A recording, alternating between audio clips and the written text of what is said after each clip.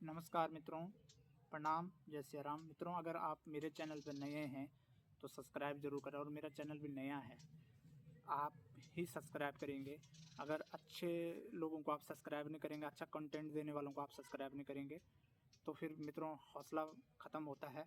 अगर आप सब्सक्राइब करेंगे तो मैं और भी अच्छा लाऊंगा, ग्राउंड से भी लाऊंगा। अभी मैं ऐसे ही अपना वीडियो बना रहा हूँ, घर पे बैठ के कंटेंट बना रहा हूँ। तो आप सब्सक्राइब करेंगे, बेल आइकन के घंटे मुझे सपोर्ट करेंगे। यही तो दिक्कत है भारत में, अच्छे लोगों को आगे नहीं बढ़ाते हैं, है ना। आपको अच्छा लगेगा तो सपोर्ट करें, विजिट करें। विजिट कर रहे हैं मेरे उस पर तो कम से कम सब्सक्राइब करके ज़रूर जाएं, मुझे सपोर्ट करें। तो मित्रों चलो शुरू करते हैं बात को। बात ये करते हैं कि कल जो लाल किले में धमाका हुआ, उसके पीछे की जो वो है, क्या बोलते हैं, साजिश जो है वो किसकी है? तो मित्रों किसी की नहीं है, वो राजा बाबू 420 काल्पनिक पात्र के हैं। मैं इसलिए कह रहा हूँ कि मैं किसी का नाम नहीं ले सकता, नाम लीगल लेना भी गलत है, क्योंकि है ना, फिर कोर्ट कचहरी और इतना तो हम झेल नहीं सकते हैं, या यूट्यूब ही से उड़ा दे या कोई एक्शन हो जाए अगर ये वीडियो आगे तक पहुँच जाए। तो मित्रों 420 राजा बाबू ने ही ये करवाए, ये शुरुआत है।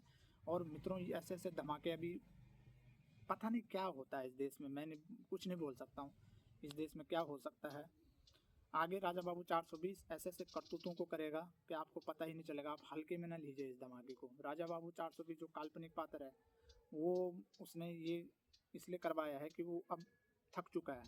वो विपक्ष अच्छे मुद्दों को उठा रहा है, विपक्ष उसकी चोरी को पकड़ रहा है, तो इसलिए राजा बाबू 420 काल्पनिक पात्र गलत अब ऐसे ऐसे हरकतों को करने लग गया है कि उसको ऐसा लग रहा है कि अब जाने का समय आ गया। तो राजा बाबू जो है ना, वो सत्ता में रहने के लिए कुछ भी कर सकता है। सत्ता में रहने के लिए वो समाज को लड़ा सकता है, धर्मों में लड़ाई डाल सकता है, जातियों में लड़ाई डाल सकता है।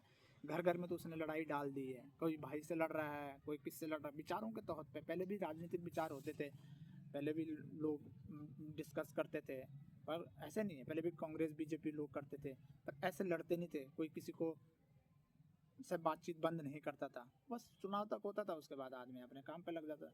पर आज अगर कुछ बोल दे राजा बाबू 420 काल्पनिक के बातों, तो कुछ ऐसे अंधभक्त हैं जो जिनका ब्रेन वॉश कर रखा है इसने। कल मैंने जो आईटी सेल की बात करी थी उसके माध्यम से कर रखा है।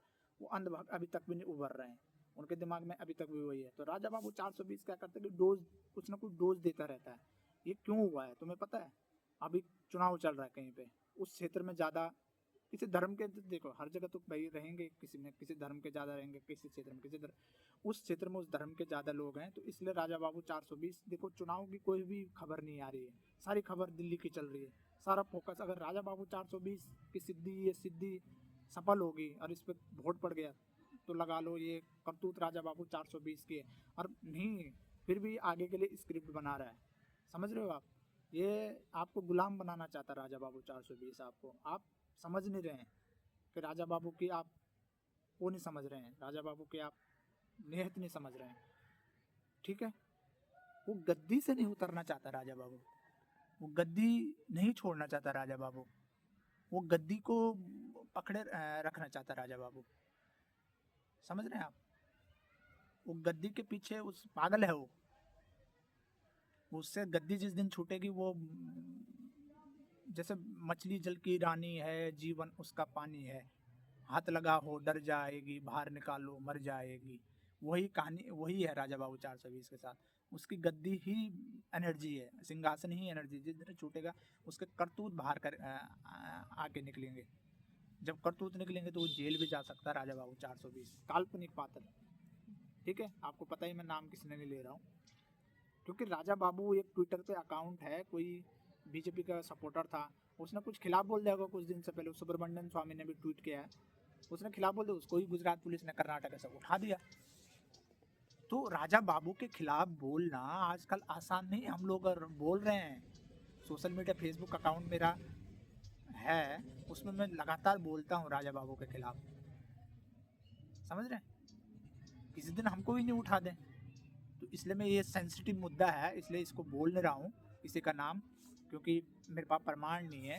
पर प्रमाण नहीं है, उसने ऐसे ऐसे करतूतें, कहीं वही प्रमाण है। ऐसे ऐसे करतूतें उसने की हैं 2002 से लेकर और अभी तक, ऐसे ऐसे करतूतें की उससे निकलता है प्रमाण, तभी तो वो सिंहासन पर बैठा हुआ है। रक्त रंजित इतिहास है उसका, रक्त रंजित।